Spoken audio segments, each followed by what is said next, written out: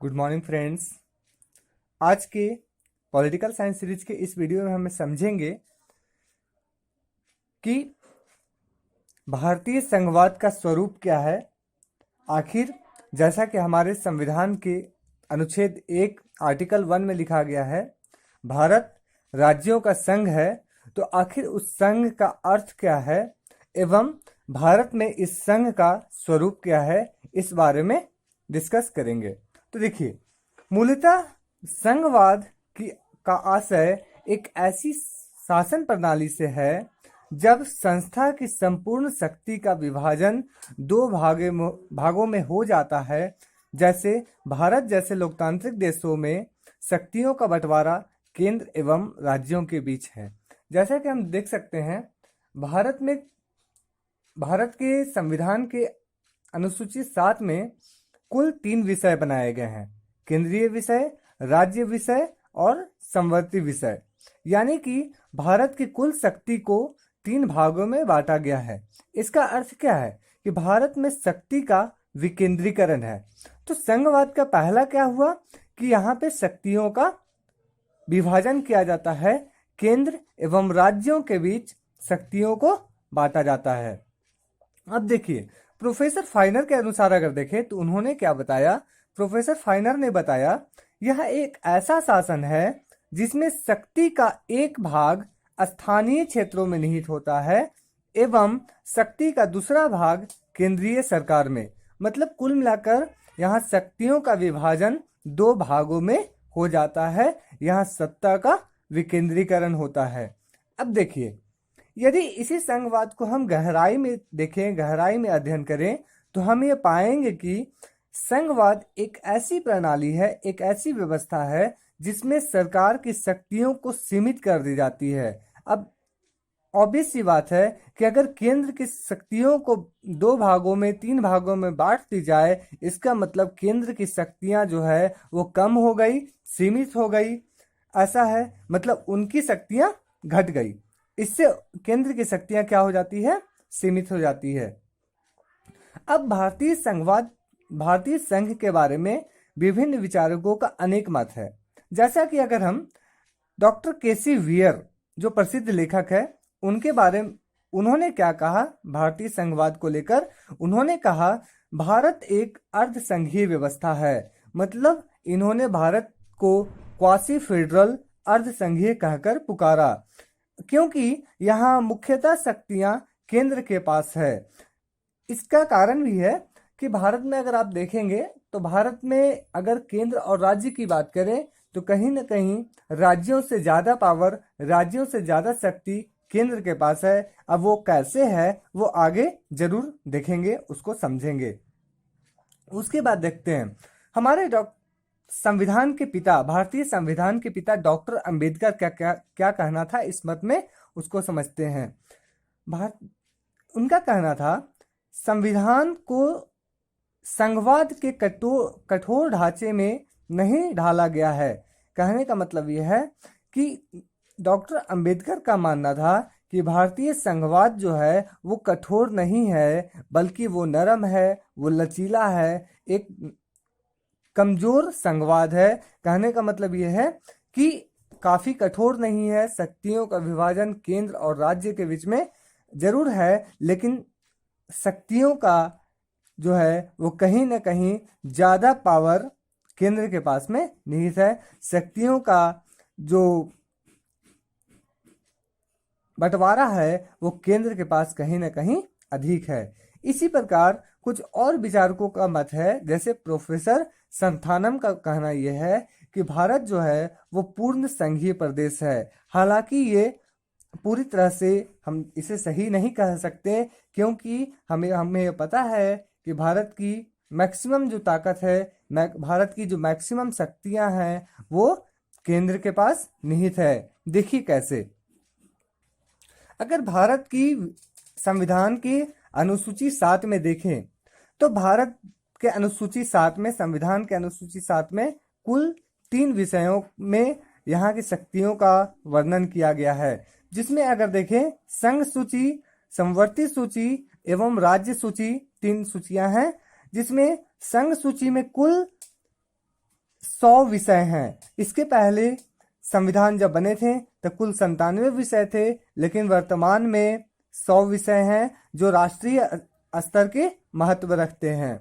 इसी तरह समवर्ती सूची वे होते हैं जिसमें केंद्र व राज्य दोनों नियम बना सकते हैं, मतलब इस विषय पर दोनों का बराबर हक होता है। लेकिन अगर किसी विषय पर केंद्र एवं राज्य के बीच मतभेद हो तो उस समय, उस अवस्था में केंद्र की द्वारा बनाए गए इस विषय पर कानून को ज्यादा महत्व प्रदान किया जाता है। कहने का मतलब यहाँ से ही समझ में आता है कि कहीं ना कहीं यहाँ पर शक्तियों का समवर्ती सूची पर वर्चस्व केंद्र का ज्यादा है।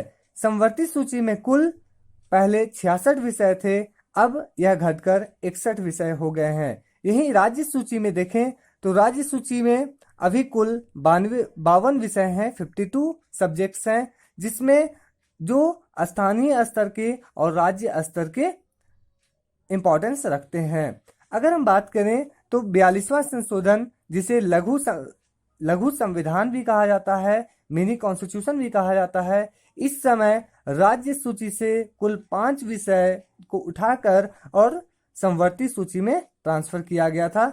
उसमें वन, शिक्षा, नापतौल, वन्य जीव, जीव संरक्षण एवं न्याय का प्रशासन, ये सब था। मतलब कुल मिलाकर यहाँ पे इस टॉपिक से ये समझ में आता है कि संघवाद एक ऐसा शासन प्रणाली है जिसमें शक्तियों का बंटवारा केंद्र एवं राज्य के बीच होता है। तो इस तरह से देखा जाए तो निस्संदेह भारत के संदर्भ में ये कहा जा सकता है कि राज्य सरकारों की तुलना में केंद्र सरकार के पास अधिक शक्तियां प्राप्त है, केंद्र में अधिक शक्तियां केंद्रित हैं। जैसे आज अमेरिका जैसे देशों में भी केंद्र के पास शक्तियां दिन प्रतिदिन बढ़ रही है। अब ये समझते हैं कि आखिर संघवाद के प्रमुख कौन सारी विशेषताएं हैं जो संघवाद के ढांचे में आवश्यक रूप से होना चाहिए। इस संदर्भ में प्रोफेसर डायसी ने 4 महत्वपूर्ण बिंदुएं प्रदान किए हैं, बताए हैं कि संघवाद के 4 आवश्यक गुण होते हैं। वो 4 क्या हैं? उसमें पहला गुण यह है कि संघीय शासन में लिखित संविधान होना आवश्यक है एवं संविधान कैसा होना चाहिए? संविधान कठोर होना चाहिए, ना कि इंग्लैंड के संविधान के जैसा लचीला होना चाहिए। मतलब एक संघीय शासन व्यवस्था में संविधान लिखित एवं संविधान का कठोर होना आवश्यक है और ये दोनों बातें भारत पर लागू होती है। इसके बाद जो दूसरा है वह यह है कि संघीय शासन में सर्वोच्च संविधान होना चाहिए, ना कि सरकारें। मतलब अगर हम पूछें कि भारत में संप्रभु भारत में सबसे शक्तिशाली कौन है तो वो है संविधान, क्योंकि संविधान से ऊपर कोई नहीं है, चाहे वो राष्ट्रपति हो, चाहे वो मुख्य न्यायाधीश हो या प्रधानमंत्री हो। तो इस तरह से कहा जा सकता है कि संघवाद का जो दूसरा महत्वपूर्ण बिंदु है वो यह है कि यहाँ संविधान को सर्वोच्चता प्रदान किया जाता है।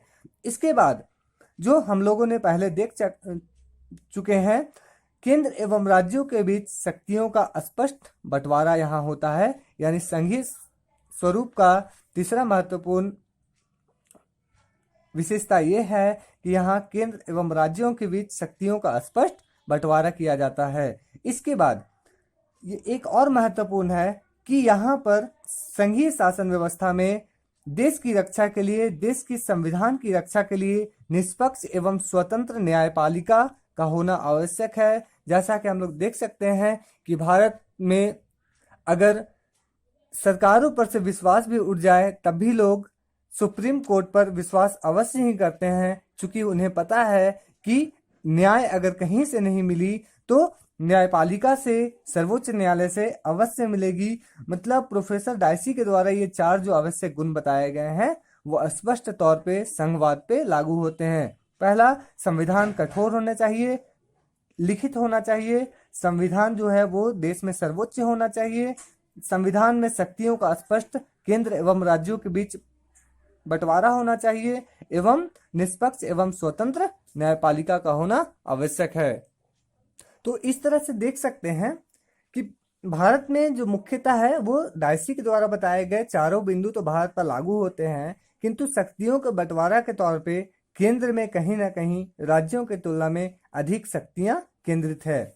इस तरह से भारत के अनुच्छेद एक के भारत के संविधान के अनुच्छेद एक में स्पष्ट तौर पर लिखा गया है कि भारत जो है वो राज्यों का संघ है, भारत यूनियन ऑफ स्टेट्स है।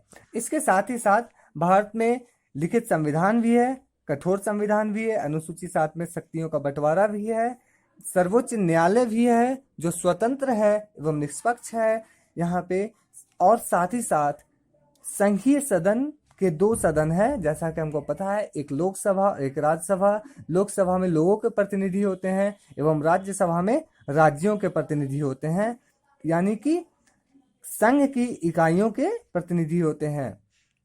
अब देखा जाए तो भारतीय संविधान की क्या लक्षण है, तो मुख्यतः भारतीय संविधान की अगर बात करें तो यहाँ पर कहीं ना कहीं केंद्र की तरफ शक्तियों का झुकाव राज्यों की तुलना में अधिक है। यही कारण है कि केसी वियर ने इस व्यवस्था को क्वासी फेडरल अर्ध संघीय का नाम दिया था। यह कहीं ना कहीं केसी वियर के द्वारा बताए गए यह वक्तव्य सही प्रतीत होते हैं। भारत के संदर्भ में देखा जाए तो यहाँ इकहरी नागरिकता का प्रावधान है। इसका मतलब क्या है कि भारत का जो नागरिक है वो किसी राज्य का स्पेशल नागरिक नहीं होकर वो पूरे भारत का नागरिक होता है। दूसरी बात, यहाँ आपातकालीन उपबंध की विशेषता है, यानी कि भारतीय संविधान में राष्ट्रपति को, केंद्र में राष्ट्रपति को यह शक्ति प्रदान की गई है कि भारत में आर्टिकल 352 के तहत बाहरी आक्रमण होने पर या गृह युद्ध छिड़ने पर देश में आपातकाल लगा सके। 356 अगर किसी राज्य की शासन व्यवस्था अगर वहाँ नियमानुसार नहीं चल पा रही है, वहाँ की सरकार बहुमत में नहीं है, तो वहाँ पे राष्ट्रपति आर्टिकल 356 के तहत राष्ट्रपति शासन लगाते हैं एवं आर्टिकल 360 के तहत देश में फाइनेंशियल इमरजेंसी की प्रावधान किया गया है। इसका अर्थ यह है कि भारत में कहीं न कहीं राष्ट्रपति को देश में देशव्यापी आपातकाल लगाने की शक्ति प्रदान की गई है। तो कहीं ना कहीं यहाँ पे शक्तियाँ जो हैं वो राज्यों के पास कम हो जाती है, चूंकि कोई भी राज्यों के पास ऐसी कोई ताकत शक्तियाँ मौजूद नहीं हैं। इसके साथ ही साथ भारत के राज्यों के विधानमंडल पर केंद्र का आवश्यक नियंत्रण भी होता है। इसके बाद भारत की अखिल भारतीय सेवाएं जैसे आईएएस, आईपीएस, आईएफएस जो ऑफिसर होते हैं वो राज्य में कार्यरत जरूर होते हैं, लेकिन वे केंद्र के अधीन होते हैं। मतलब वो राज्य के में कार्यरत होते हैं, वे राज्यों में काम करते हैं, लेकिन वो कहीं ना कहीं केंद्र सरकार के अधीन होते हैं। इसके बाद भारतीय संसद को यह अधिकार प्रदान किया गया है कि वो भारत के किसी भी राज्यों के नाम एवं उसके सीमा में परिवर्तन कर सके, और ऐसी व्यवस्था, ऐसी शक्ति भारत के किसी भी राज्य के पास मौजूद नहीं है। इसका अर्थ यह है कि भारत के केंद्र के पास कहीं ना कहीं इस विषय में अधिक ताकत है, अधिक शक्तियां प्राप्त है। इसके बाद राज्यों के लिए कोई पृथक संविधान नहीं है, मतलब पूरे भारत का एक संविधान है। कहने का अर्थ यह है कि चूंकि संविधान पे नियंत्रण केंद्र का होता है, इसलिए केंद्रीय ताकत भारत में कहीं ना कहीं अधिक है। इसके बाद भारत की जो केंद्र शासित प्रदेश है जैसे लक्षद्वीप, अंडमान निकोबार द्वीप समूह, ये सब, वो सब पर भी केंद्र का नियंत्रण होता है, यहाँ किसी राज्य का नियंत्रण नहीं होता है। इसके बाद शेड्यूल 7 में मुख्य शक्तियां केंद्र में निहित है, जैसे कि आपको बता चुके हैं। जहां केंद्र में लगभग 100 शक्तियां हैं, वहां राज्य में 50 से भी कम शक्तियां हैं, विषयों पर शक्तियां हैं। अब है राज्यों के विषय पर केंद्र का दखल। मतलब केंद्र सरकार को यह शक्ति प्राप्त है कि अगर राज्य सरकार चाहे तो राज्यसभा में 2/3 के बहुमत से एक प्रस्ताव पारित करे कि हमारे विषय पर आप, यानी राज्य सरकार ये गुजारिश करे कि आप हमारे विषय पर कानून बनाएं, तो केंद्र को ये ताकत है कि वो राज्य की सूची पर विधायिका यानी कि विशेष कानून बना सकते हैं, परंतु ऐसा कोई प्रावधान राज्यों के द्वारा नहीं है। मतलब कोई भी राज्य चाहकर भी वो केंद्रीय विषय पर नियम नहीं बना सकते हैं। इसके बाद जो है भारत में के राज्यों में जो राज्यपाल की नियुक्ति होती है, जो केंद्र का एक एजेंट के तौर पे राज्यों में काम करते हैं, उनकी नियुक्ति भी राष्ट्रपति के द्वारा की जाती है।